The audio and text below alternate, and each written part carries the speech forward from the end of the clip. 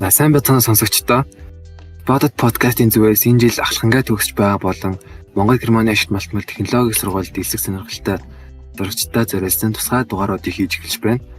Энэхүү подкастаар сургуулийн талаар дэлгэрэнгүй мэдээлэл хүргэх буюу сургуулийн шинэ хэлцэлд тэтгэлэг хөтөлбөрүүд, оюутны амьдрал зэрэг хэрэгтэй мэдээллүүдийг хүргэх байгаа.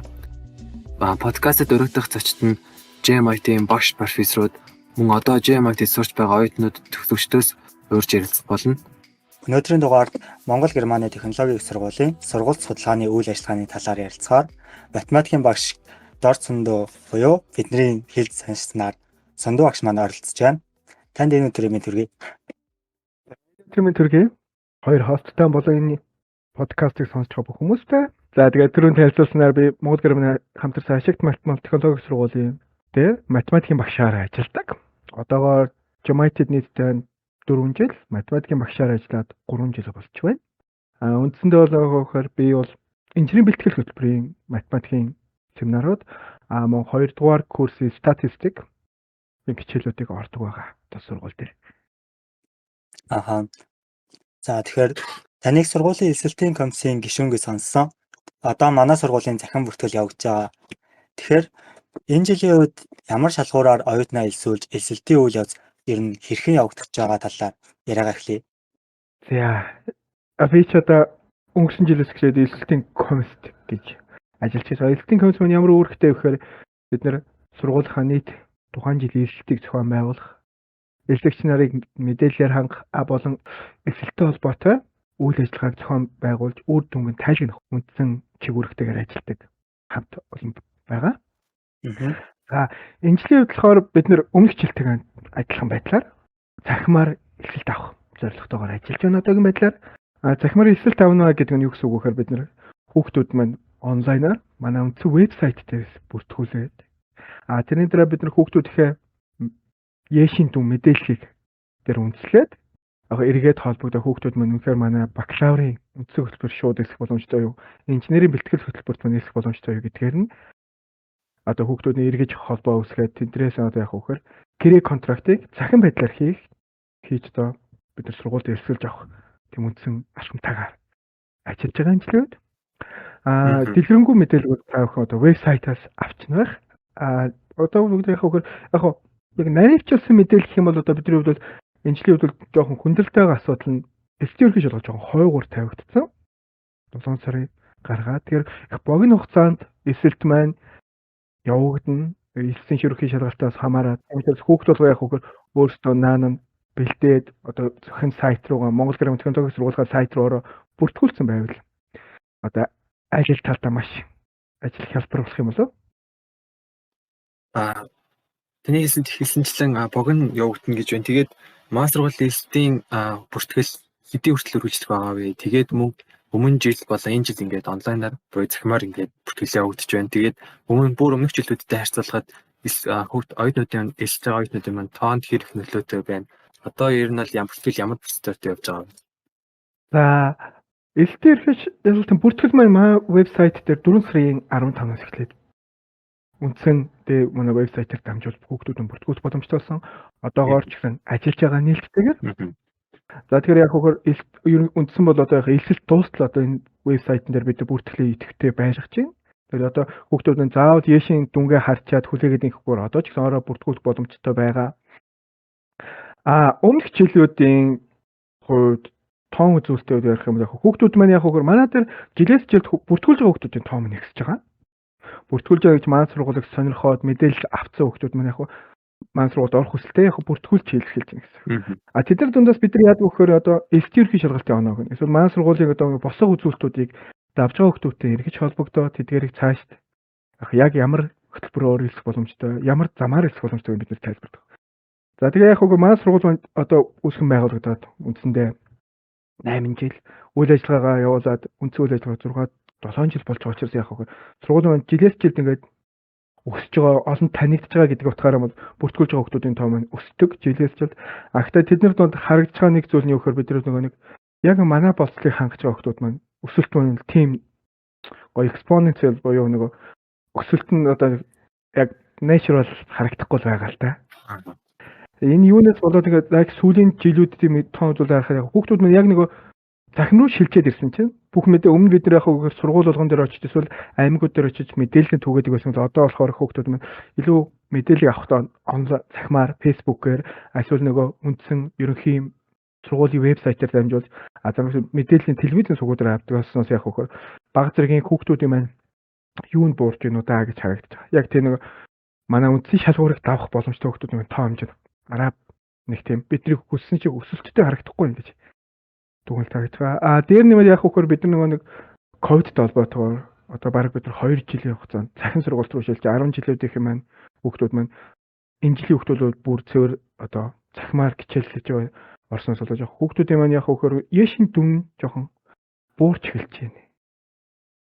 Энэ эргээд нөлөөлөхөр яг маань сургуулийн болцлыг маань хангах хүүхдүүдийн тов нь арай бас дахиад давхар бууруулад байна уу гэдэг ажиглалт харагдаж байна.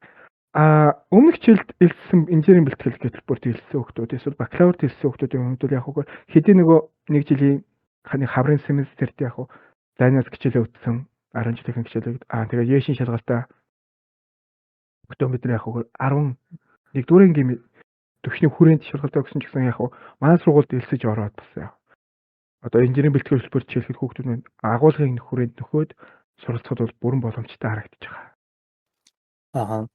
Манай сургууль яг 6 үндсэн мэрэгчлэрээ яг 2 төрлийн хөтөлбөрөөр авч байгаа шүү дээ. Үндсэн бакалаврын хөтөлбөр болон инженерийн бэлтгэл хөтөлбөр гэдэг. Та тэгээд инженерийн бэлтгэл хөтөлбөрийг жоохон дэлгэрэнгүй танилцуулаад мөн яг хэрхэн нэг оюутан сурагчид маань бакалавр болон бэлтгэл ангиас сонгон суралцах боломжтой вэ? Ямар шалгуураар яг бакалавр руу эсвэл бэлтгэл анги руу ордог тухай яриад өгөөч. Тэгэхээр энэ жилийн хувьд манайх яшин дүн дээр үнсэлждэг хүүхдүүд одоо шууд бакалавр анги руу орох. Эсвэл яшин дүн арай хангалтгүй тэр тухайн хүүхд мөн 1 жилийн бэлтгэл хөтөлбөрт хамрагдсанаар манай сургуулийн болцыг хангаж байна гэвэл тэр хүүхдүүдэд бид нар инженерийн бэлтгэл хөтөлбөрийн ангийг одоо санал болгодог. За энэ жилийн хувьд болохоор бакалаврын төвшин шууд элсэн орох хүүхдүүдийн шалгуур үзүүлэх юм бол математик физикийн хичээлүүдээр эсэлт ерөнхий шалгалт явна нь тус бүр 600 түүнээстэйч мөн түүнчлэн манай сургуулиас өөрөө зүгээр зохион байгуулдаг английн шалгалтанд B2 төвшнөөстэй ш. Анх үед манай сургуулийн бакалаврын хөтөлбөр шууд элсэн орох боломжтой. Харин инженерийн бэлтгэл хөтөлбөрт элсэн орохын тулд яг хөөр математик эсэлт ерөнхий шалгалт оноо маань 520 болон түүнээстэй ш. Дээр нэмээд манай сургуулийн английн шалгалтыг B1 төвшөнтэй оноо авсан байх үед манай инженерийн бэлтгэл хөтөлбөрт элсэн орох боломжтой байна. Инженерийн бэлтгэл хөтөлбөрийн гол зорилго маань юу юм бэ гэхээр одоо манай 10 жилээс шууд төгсөөд орж байгаа инженер болох сонирхолтой тэгээд GMIT Монгол геологийн технологийн сургуульд суралцах сонирхолтой хүүхдүүд яг хөөр арай тэдгээр байгалийн ухааны шинж ухааны мэдлэг арай доогуур.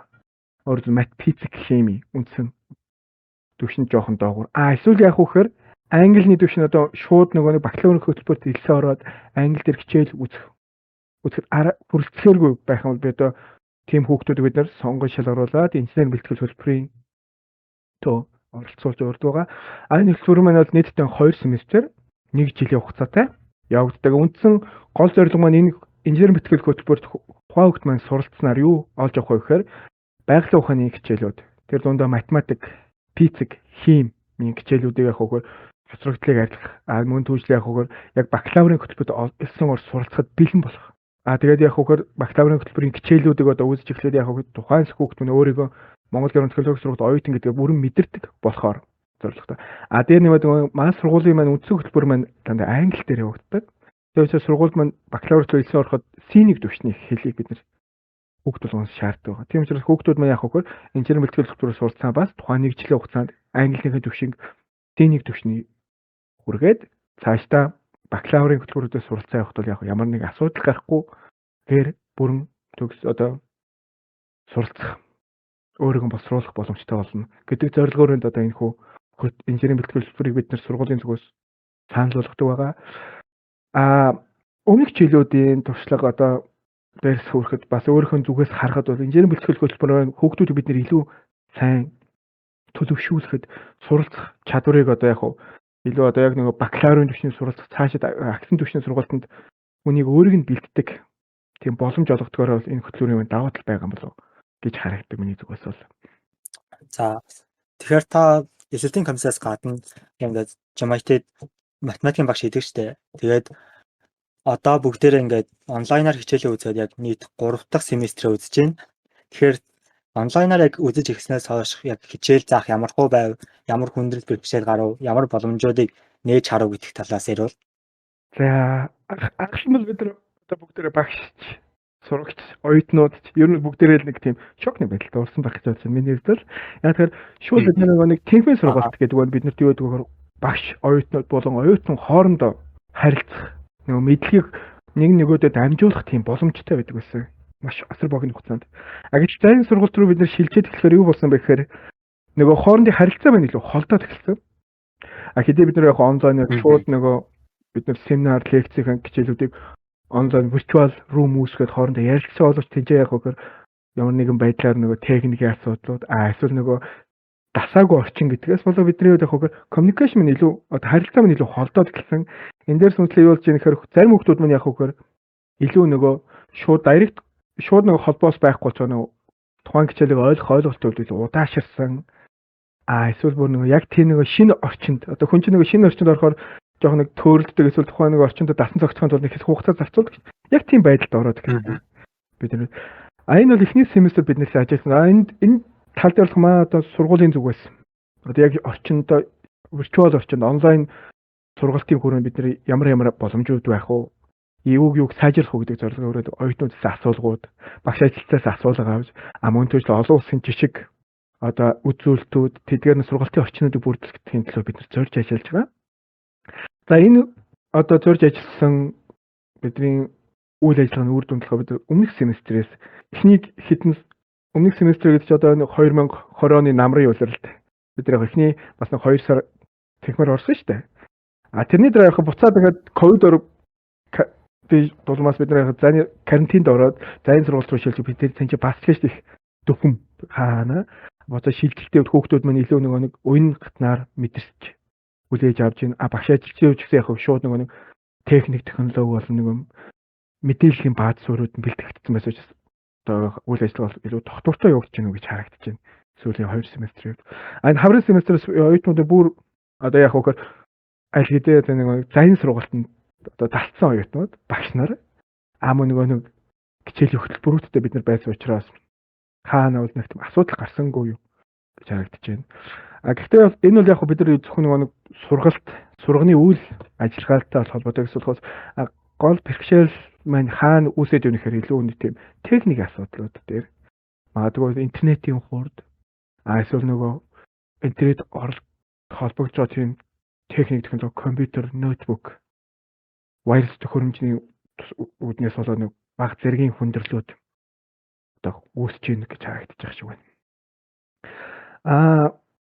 Зайны сургалтын давуу тал гэх юм бол бидний үхээр оюутнууд маань, багш ажилтнууд маань магадгүй зайн сургалтын төсөн цаа бид юу мэдэрч байгаа нөхөр илүү нөгөө independent буюу эрхчлөөтэй байдлыг бие яг өөрхөн хичээлийг хүснэ өөртөө зохицуулж өглөө юм уу, өдөр юм уу, орон юм уу те яг аль цагийн хуваарь чамд илүү зохицож суралцах боломжтой байна. Түүгээр яг тэр хэмжээндээ одоо суралцах боломж олгож байгаа илүү чөлөөтэй болгож байна. Дээр нэмээд яг хөөр ковид дээр сүнслээд одоо онлайн цахимаар маш олон төрлийн их сурвалжууд үнэгүй болж эхэллээ.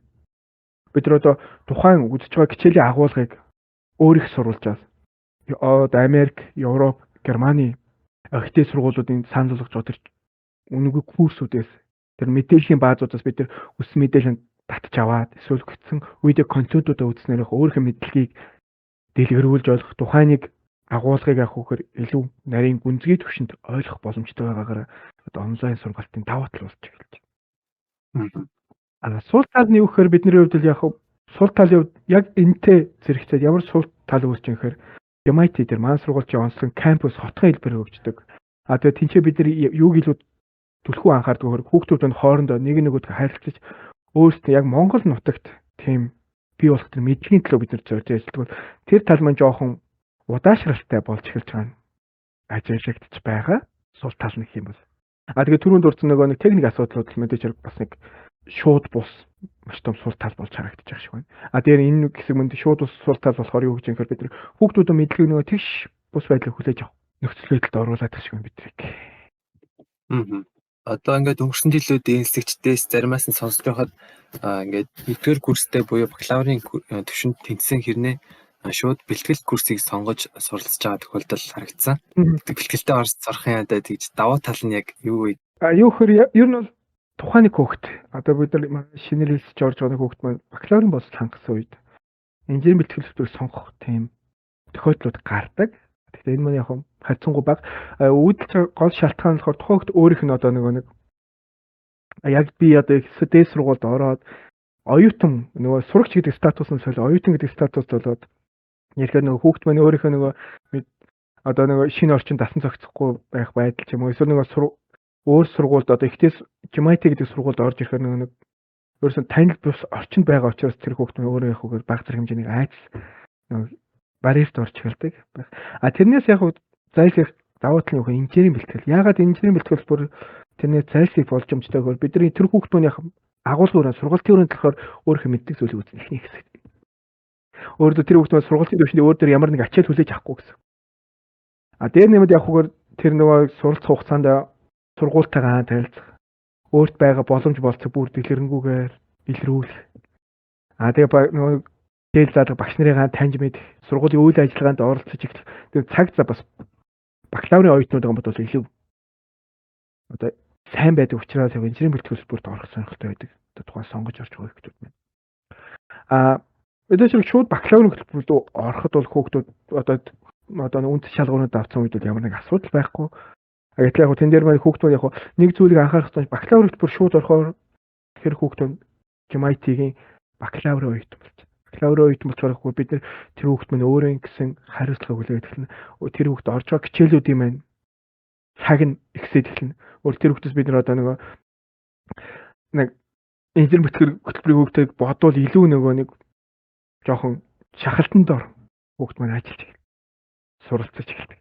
Эндээс үүдээ хүүхд маань зарим тохиолдолд явахаар нэг сар 2 сар суралцаад дараа нь хүүхд нь баг зэрэг хэмжээний жоохон тийм ядарч эхэлдэг. Эсвэл ядрах юм уу нэг стресс эхэлдэг байгаа. Яг энэс яг заавал тул хэрвээ яг баг зэрэг хэмжээний нөгөө тийм өөрийгөө бэлэн бос. Эсвэл өөрийгөө нөгөө нэг жилийн дараа магадгүй нэг хэсэг хугацааны дараа би бакалавр суралцахад өөрийгөө бэлэн болж гэж үзэлтэй явах инженерийн бэлтгэл хөтөлбөр хүүхд маань суралцах. Бакалаврт орох юм бол түрүүний хэлсэн нэг ямар нэг тийм нэг жоохон тэр хүүхдээс илүү зүйл маань сургуулийн зүгээр шаадаг. Илүү нөгөө хугацааг суралцахтаа зарцуулах. Араа үндэсгэлсэн төвчний мэдлэг эрэлт хийх тийм шалгуурууд бас нөгөө тийм шахалтууд байдаг. Bagay. Дорцсон багш маань GMIT сургуулийн залуу багш нарын төлөөлөл байгаа. GMIT-г оюутнуудын одоо саний та хэлсэн бэрхшээлүүд байна. Тэгээд танд яг багшлах хугацаанд ямар бэрхшээлүүд гарч байв? Та хэрхэн тэрийг даван турдаг вэ? Мөн заах ур чадварт ингээд жил болгон өөрчлөгддөг үү? Эсвэл одоо нэг арга чиглэлээр барай явдаг уу? Гэдэг талаас. Зөв.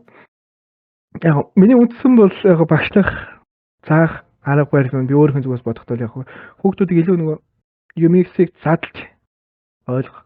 Эсвэл томоор босоох энэ дидакт аргачлалыг хүүхдүүд мань суулгахыг их зорддог. Энэ чадвар нь хизээ хэрэг болдог вөхөр хүүхдүүд маань цаашдаа инженер болох хүүхдүүд. Тийм учраас ямар нэгэн асуудал бэрхшээл яахгүйгээр томоор харах чадвартай мөн дотор нь задлаад жижиг хэсгүүдийн одоо игэл хэсгүүдийн бид нар хоорондын үндсэн хамаарлыг судалж чаддаг байх хэрэгтэй. Яг энэ одоо юмыг томоор аналитик сэтгэлгээ жижигээр нарахтай нэг индукцийн сэтгэлгээ маань хүүхдэд ямар сургалтаар төлөвшөх боломжтой гэхээр математикийн сургалтаар төлөвшөх боломжтой. Бид нар математикийн сургалтнаар одоо нэг ямар нэгэн томьёог харчаад өөн чи яг бид нар цэйлэх ёстой энэ томьёог дараагуудаа яг ийм асуултууд ирэхэд энэ томьёоны системтойгоор бодох ёстой гэдэг зүйл маань өөрөө яг хөө математик суралцахаас илүү нөгөө хэдэн томьёог цэйлэх нөгөө шууд нөгөө санах хойтой холбоотой асуудал үүсдэг. Гэтэл математикт маань суралцаад эхлэхээр одоо өөрийнхөө хичээлүүд болохоор хүүхдүүд маань яах боломжтой тухайн асуудлыг тухайн агуулгыг хүүхдүүд ойлгосон тусламжтайгаар энийг ашиглаж болох дэлгэрэнгүй одоо салбарууд. Дээр нэмээд явах гэхээр ямар хоорондын хамаарлыг судалж одоо нэг жижиг игэл хэсгүүдийн хоорондын хамаарлыг судалж ойлгох нь бол илүү чухал байдаг юм уу гэж боддог. Миний зүгээс би энийхээ өрөөнд хүүхдүүд илүү нөгөө зүйл хичээлийн агуулгыг одоо үндсэн томьёонууд заахаас илүү тэгэхээр ойлголтуудыг авах. Одоо тэрийг ашиглаж болох цар хүрээнүүд тийг нь сургахыг илүү зорддог байгаа юм. Арга барилын хувьд би өөрөө бол яг залуухан Жамайтед ороод анх л удаалan хичээл зааж эхэлж байгаа учраас эхний 1-2 жил надад бол жоохон хүндрэлтэй байсан. Агуул хичээл заах өрөөнд одоо би нөгөө хүүхдүүдтэйгээс баг дөнгөж төгсч одоо яг хүүхдүүдэд хичээл заах боломжийн өрөөнд миний чадвар өнөөс хангалтгүй гэж үздэг байсан тухай үед. Тэгээд жилээс жил яг хүүхдүүд ингээд одоо ярилцаад хүүхдүүдийнхээ суралцах түвшний үйл явц хэмийг ингээд ажиглаж явахад өөрийнхөө төвшөө хүрээнд л баг зэрэг ингээд агцууд явдаг байгаа. Мөн түүш одоо үндсэн мэдээлэл түгэх бааз суурьуд маань агуулгууд маань өөрөө жилээс жилд өөрөгчөж аль болохоор нөгөө хүүхдүүд олон төрлийн одоо мэдээллийг үндсэн нэг хөтөлбөрт нэг агуулгад багтааж сургахыг бол одоо зорж ажиллаж байна. Энэ маань яг хөөр сүүлийн жил одоо нөгөө нэг ковидтэй холбоотойгоор, карантинтай холбоотойгоор шинэ орчинд бид нар виртуал орчинд суралцахтай холбоотойгоор баг зэргийн өөртөө эсвэл шинэ төрлийн одоо бид нар челленжууд одоо туршиж үзэх боломжууд олгож өгөх. Миний хувьд болохоор яг энэ зайны сургалттай холбоотой илүү голчилж ярих юм бол хүүхдүүд маань одоо зайны сургалт бол би одоо үндэслэх хичээл одоо зөвхөн бид нар одоо ашигладаг Zoom ч юм уу Google Meet эсвэл одоо Microsoft Teams ашиглаад онлайн хичээл тухайн цагт нь орохоос илүүтэйгээр хүүхдүүдэд аль болох илүү мэдээллийг бусд их сурвалжаас олж өгөх. Тэдгээрийг маань тусламж хүүхдүүд маань тэр мэдээлэл дээр ажиллах, тухайн мэдээллийг одоо фильтрдэх, өөрийнхөө төвшөнд ойлгох, бусадтай хуваалцах. Тэрний үндсэн дээр яг хөөхөр олж авсан мэдлэгийг баттгах, өөртөө суурьшуулах. Тэдний арга замыг би одоо сургахаар одоо карантины үед ажиллаа да. За баярлалаа. Одоо таны бодлоор яг Жамайтид сурж байгаа оюутнуудын ер нь давуу тал нь юу байдаг вэ? Мөн түүнчлэн та ер нь Жамайтигийн ингээд хит ирээдүйн зорилго ер нь ойр ирээдүг хэрхэн харж байна вэ? Мэдээч би өөрөө Жамайтигийн нэг хэсэг болж байгаа ч гэсэн ирээдүг маань өдрөөр агт дэвшгэх хардаг байгаа. Гэхдээ яг бидний хувьд Жамайти маань болохоор шинээр байгуулж байгаа одоо бид нэр цаашдаа явах асар урт хугацааны одоо зам байна. Миний зүгээс ажиллаж байгаа зүйлс гэх юм бол Жамайт бол яг Монголд байгаа инженерийн боловсролын сургуулиудын хувьд бидний давуу тал юм бол манай оюутнууд өөрсдөө гэсэн хэлний мэдлэгтэй. Интернет олон улсад гараад ажиллах бүрэн боломжтой. Эсвэл ажиллахаас гадна суралцах боломжтой. Суралцна гэдэг чинь өөрөө хөөхөр дутуугаа нөхөж эсвэл нэг дундуураа дүүргэн гэдэг чинь асуудал. Өөрөөр манай оюутнууд ямар нэгэн байдлаар өөрийгөө нэг дутуу хэсэгтэр нөхөж дүүрэх боломжтойгоор манай оюутнууд давуу талтай болов. Одоо инженерийн сургалтаа болгодог. Сургалт явуулдаг дэс сургуулиудаас Монгол. Жамайтигийн хувьд яг энэ салбар руу манай Монголын технологийн сургууль ямар чиг баримталтай байна гэхээр бид нар бол Европ, Интернет, Германы үндсэн инженер технологийн тэр мэдлэгийг Монгол нутагт суурьшуулах. Одоо Монгол хүмүүсийг одоо оюуны бидлэгийг одоо суулгаж өгөх тийм үндсэн зорилготой байна. Тэгэхээр манай үндсэн зорилгын хүрээнд л одоо манай бидний одоо цаашд ирээдүйн маань зорилтууд тавигдаа явах байх л та. Миний өөрийн хувийн зүгээс харахад бол манай сургууль дээр нь давуу тал юу байгаа нь вэ гэхээр бидний сургалтаар одоо сургуулийн үйл явцад оюутнууд илүү нөгөө чөлөөтэй сэтгэлгээтэй болдог. Илүү нөгөө олон улсын төвшөнд харилцах чадамжтай дээр нь олон интердисциплинари гэж хэлдэг. Одоо нөгөө жишээлбэл би болт эргүүлж чадахгүй байж болно. Гэхдээ тэр болт эргүүлж чаддаг хүнтэй харилцах боломжтой. Тэр хүнтэй нэг баг болоо ажиллах чадвартай. Тийм хүмүүсийг бид нар бэлтгэхийн чинь удаа гэдгээр маань сургууль одоо нөгөө зорилго маань ирээдүйн маань харагдах болов.